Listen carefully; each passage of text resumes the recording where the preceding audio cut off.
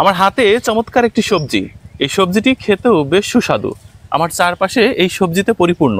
এর নাম তেলাকুচা, যেটাকে গ্রামের মানুষ অবজ্ঞা অবহেলা করে।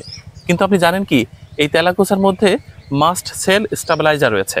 এটাতে রয়েছে অ্যান্টিঅক্সিডেন্ট। ডায়াবেটিক্স আক্রান্ত রোগীরা নিয়মিত তেলাকুচা খেলে বেশ উপকার পাবেন। শুধু তাই না, যাদের হজমের সমস্যা আছে কিংবা অ্যাসিডিটি খুবই তীব্রতর পর্যায়ে পৌঁছে গেছে, বুক জ্বালাপোড়া করে কিংবা মুখে অরুচি, ঠিক তাদের জন্য বলছি এই তেলাকুচাটা সবজি হিসেবে গ্রহণ করার জন্য। এটা দেখেন কি চমৎকারভাবে ধরে আছে।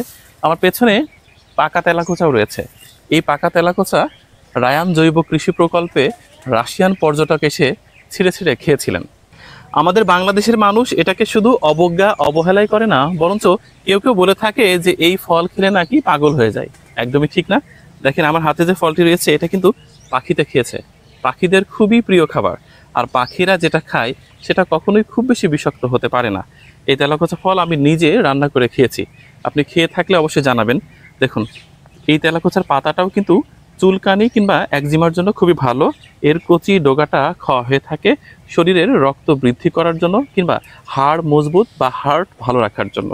রায়ান জৈব কৃষি প্রকল্পে ঠিক যেন তেলাকুচারই আবাদ হয়েছে।